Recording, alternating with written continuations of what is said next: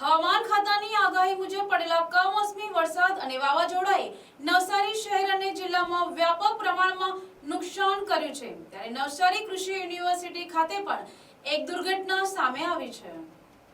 હવામાન ખાતા દ્વારા કરવામાં આવેલી સચોટ આગાહી પ્રમાણે આજે બપોરે 2 વાગ્યા બાદ રાજ્યમાં અનેક ઠેકાણે વાવાઝોડા સાથે વરસાદ પડ્યો હતો। એ જ રીતે બપોરે 2 વાગ્યા બાદ નવસારી શહેર અને જિલ્લાના વાતાવરણમાં પણ અચાનક પલટો આવ્યો હતો અને ભારે વાવાઝોડા સહિત વરસાદ વરસવાનું શરૂ થતા નવસારી શહેર અને જિલ્લામાં વ્યાપક નુકસાન થયું હતું।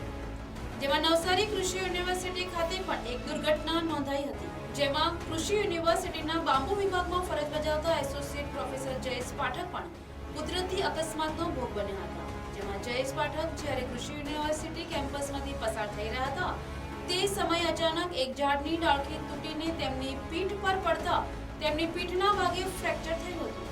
આ ઘટના બાદ કેમ્પસના અન્ય અધિકારીઓ તાત્કાલિક તેમને નવસારીની એક ખાનગી ઓર્થોપેડિક હોસ્પિટલ ખાતે લઈ આવ્યા હતા, જ્યાં હાલ તેમની સારવાર ચાલી રહી છે અને તેઓ સ્વસ્થ છે।